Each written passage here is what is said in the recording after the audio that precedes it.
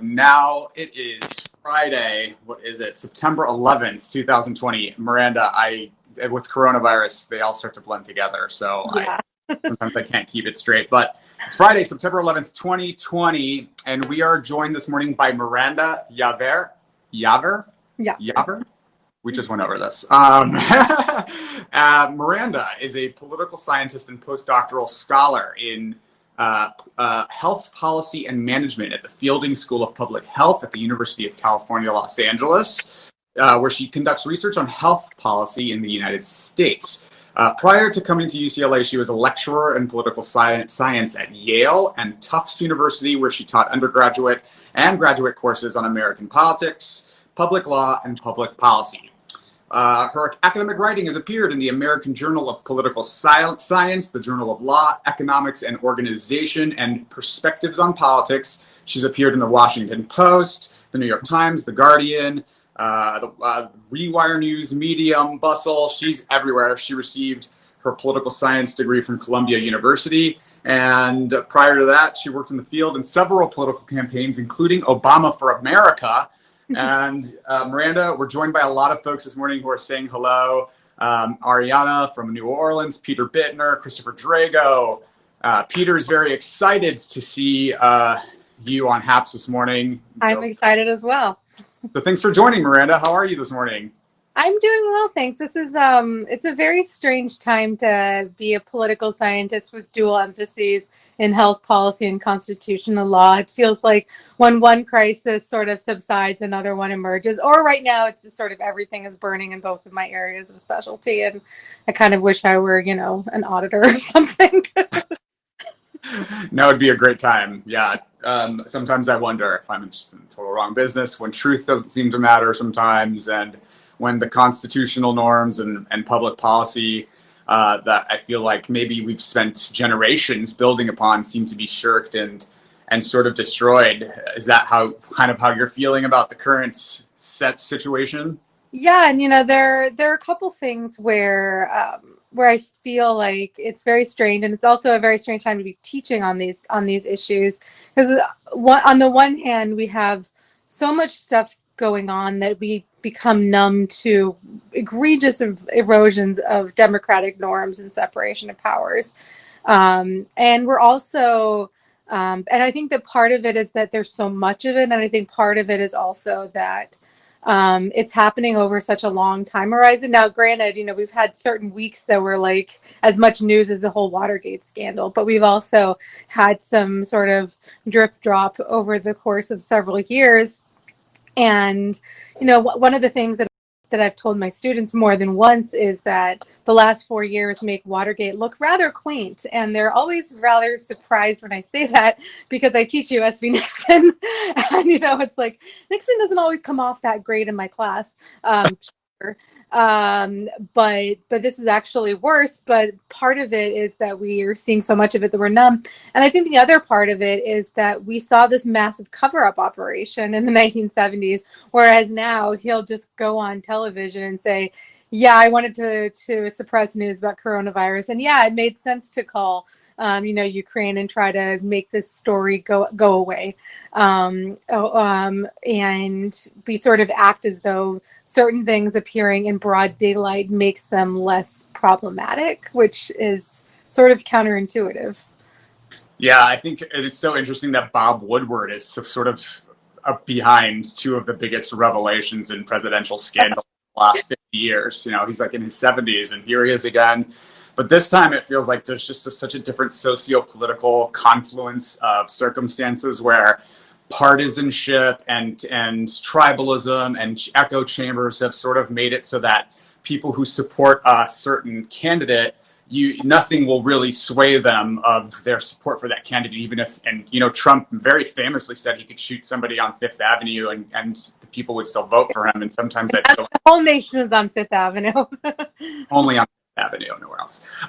So while this is all going on the presidential level, and it's so troubling, there are lots of initiatives and ballot measures that are happening down ticket that people are getting lost because of sort of like the the enormity of the weight of the presidential election this year. But I wanted to talk about them while we were on the subject of democracy and voting rights, and because you're an expert. There are two ballot initiatives, Prop 17 and Prop 18, that have to do with voting rights that I'd like to talk to you a little bit about, especially in the current situation. So Prop 17 is a measure that restores voting rights to convicted felons on parole. And Prop 18 would allow those who will be 18 at the time of the general election to vote in the primaries and special elections that year. What do you think about those propositions? And can you tell us a little bit more about them and what they might mean for people? Yeah, California, so most states, 49 states have some form of direct democracy. I always have my students try to guess which state is the one that's left out. It's Delaware. But most states have some form of direct democracy. Some states rely on it more heavily than others. California is one that has a lot of this, ballot propositions, referenda, etc. I joke with people that the first presidential election in which I voted, I got to help decide whether farm animals should roam freely. And, it's like, I don't have anything against them, but, there are some interesting questions about putting voters in charge of this, but it's also a really helpful way for us to be able to get policy change done when the legislature isn't doing as much. So with Proposition 17 and 18, both of them are actually amending the California state constitution regarding who has the right to vote. I'm personally in favor of both of these. And neither of these are measures that would make California the first to make either of these moves. These are not entirely novel policy suggestions. So 18 states currently allow people to vote if they're convicted felons who are currently on parole. And a number of states wait for you to also have completed. Oh, sorry, I take that back. There's 18 states that allow you to vote once you have completed parole and probation. California is one of 3 states that requires that you have finished probation. So, this is one of those things where there's been a lot of discussion about whether we should restore the rights of ex-offenders. Some states permanently disenfranchise. Some of them say you have to finish both parole and probation. California is one where it just says you have to finish parole. And this would just say you can't vote while you're in prison, but once you're out of prison, you can begin to vote again. So one reason why this might make sense is, well, we expect ex-offenders to, once you're out of prison, you're expected to follow the laws of the United States. You're also expected to pay your taxes. And you don't lose other constitutional rights like freedom of speech, freedom of religious freedom. The equal protection clause to the extent that it applies to certain categories. And so there are a whole range of rights that we don't sacrifice in these contexts, but we give this penalty of participation in the democratic process. Another reason why we might want to think about restoring these rights is the fact that the criminal justice system has a lot of racial biases. I know in 2020, this is like this big wow moment. I probably should have made sure you were sitting down for this, but yeah, there's a lot of racism in our criminal justice system. And so when we think about the downstream consequences of that, if people of color are disproportionately likely to have traffic stops, they're disproportionately likely to be arrested for infractions that white people might be committing, but less likely to be penalized for. If we take away people's voting rights, this is also going to have a huge racial bias in who is able to continue to participate in the democratic process. Miranda, I think that such a concerted effort to limit access to voting rights, especially it seems like these are attempts to limit access to voting rights to people of color. Like we saw a very racist voter ID law that was passed in Wisconsin in 2016, which we know suppressed about 200,000 African American votes in the 2016 election, and we see it's very concerted. What is that about? And do you see that as a failing of public policy and moral conscience? Yeah, it's one of the things that on the one hand, I grew up very much an idealist when it comes to politics, which is despite the first campaign in which I worked on being John Kerry's, and that didn't go great, especially in Ohio. But I've always believed that you should win playing by the rules. And if you have to rely on voter suppression, you don't deserve to be in office. And I still believe that. Unfortunately, not everyone does. And there's also, I think, especially in the context of felon voting rights, is there's a sense of deservingness with respect to how we think about voting rights. Mm. Do people deserve to participate in the democratic process? Do people deserve to be able to vote? And so this is something that, so there has been, and I believe it was Mitch McConnell. It sounds like something McConnell would do, but I don't want to misattribute. We could just a blanket blame. Right. A prominent Republican characterized voting as a privilege. And we can see in the 15th Amendment, in the 19th Amendment, the right to vote shall not be abridged. And so the constitutional text itself characterizes voting as a right. We've obviously had to, amend our Constitution to expand it to new categories. So there is some threshold requirement. You have to be 18 or older. You have to, at one point you have to be male. At one point, we didn't protect against racial discrimination on this.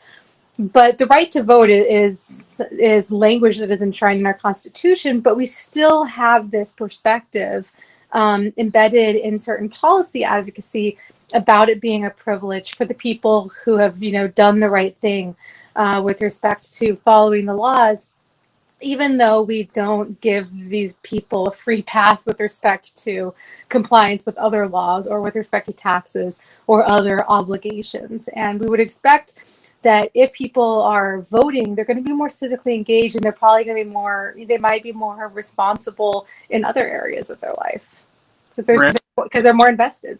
We're only supposed to go for 10 minutes, but I'm enjoying talking to you so much. I hope you're able to hang out for a little while.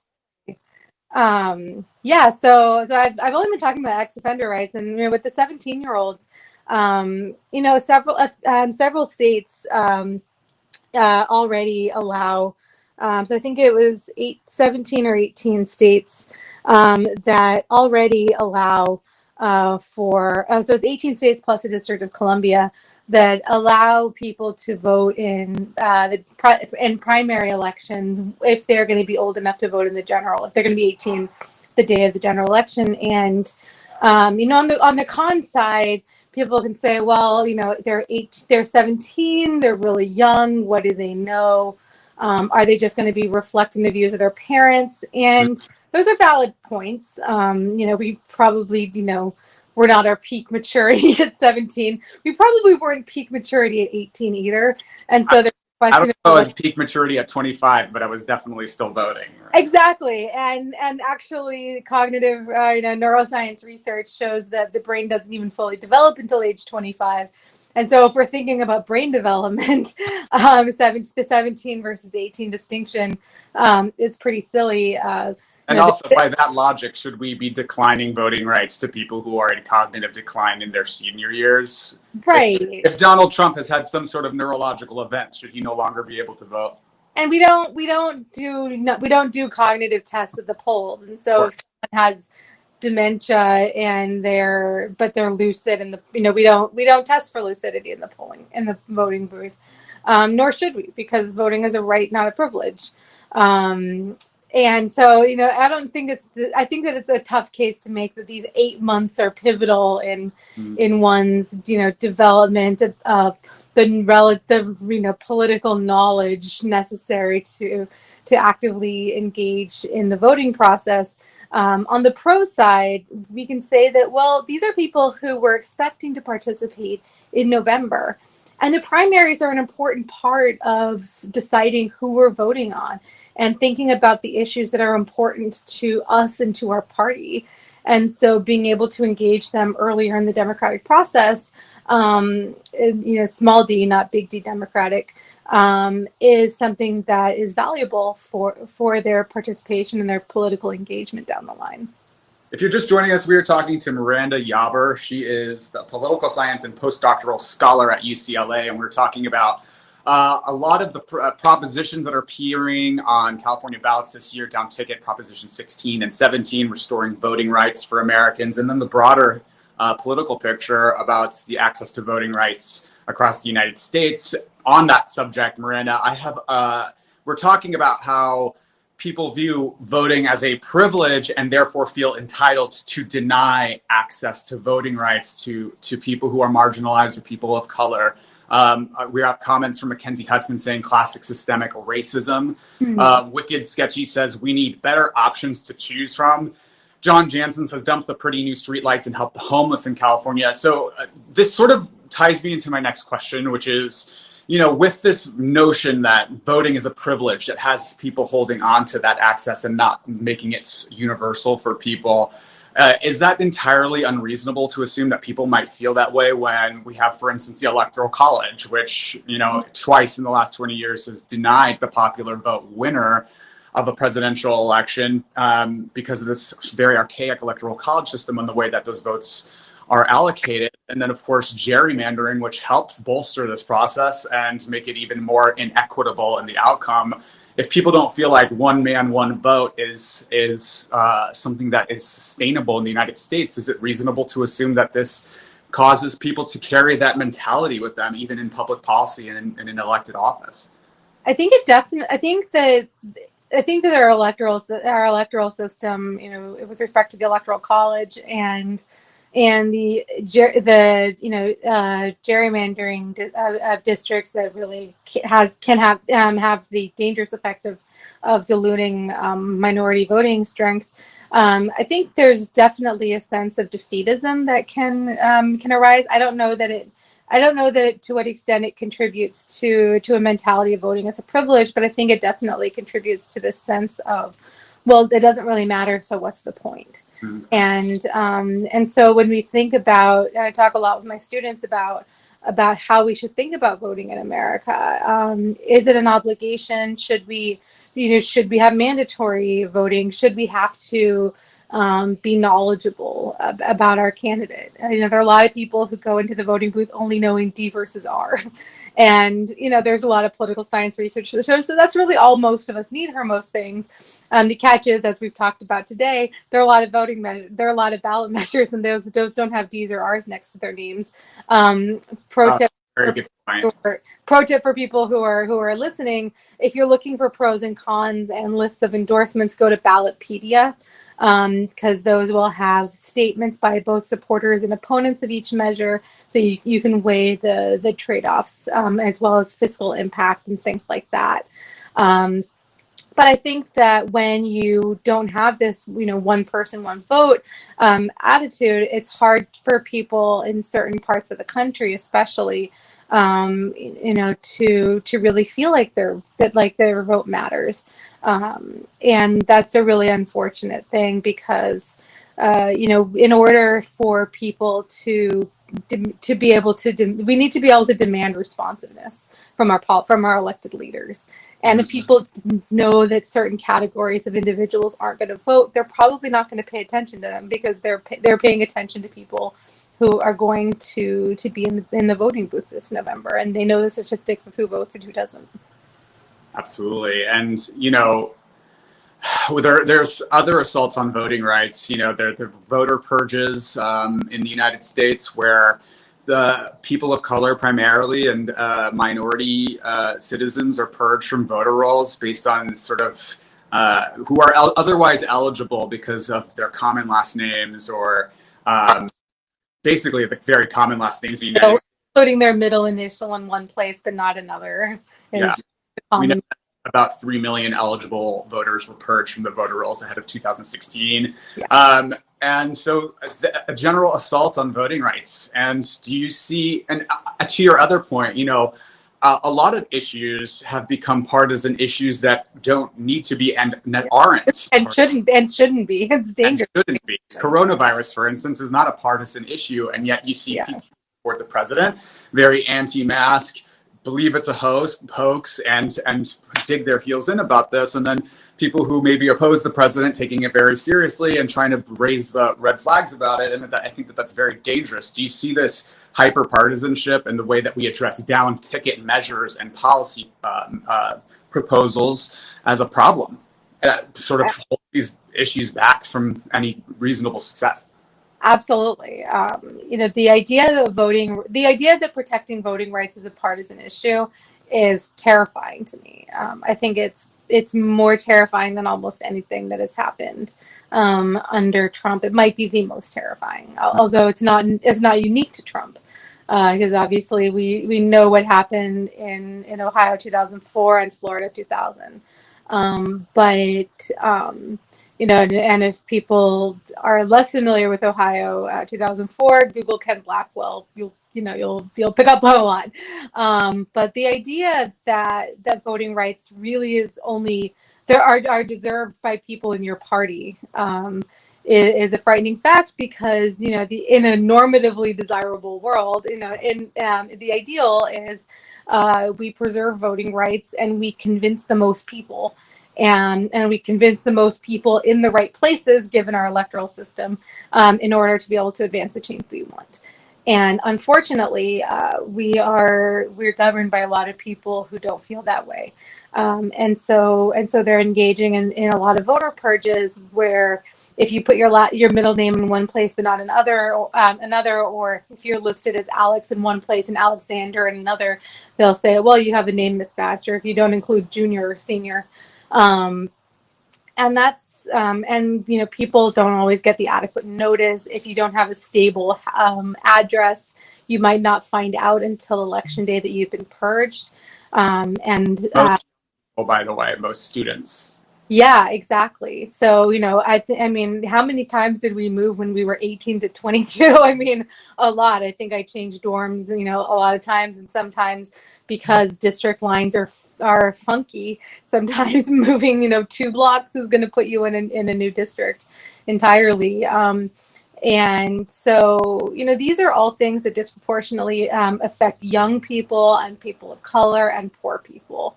All people, these are people who are, vulnerable, disadvantaged, or people who were really trying hard to incorporate into voting life. And these are all making it a lot harder. And unfortunately, I don't see us being able to hit the reset button if and when Trump gets defeated, because we've seen that this isn't just a Trump effect. Chris Kobach had this agenda before Trump. The person general, I like to call him. Yeah, I mean, we see that a lot of this going on in states. Wisconsin is a really prominent one. There are a lot of state efforts that are that speak to Trump, but that aren't motivated by him solely. And so I think that this is going to be an ongoing battle. And what it really demands is that Democrats turn out not just for the president, but to vote down ballot for state legislators, for state judges. We elect some state judges, and as well as for ballot measures that expand voting access so that we can have a fair fight in advancing the policies that we care about.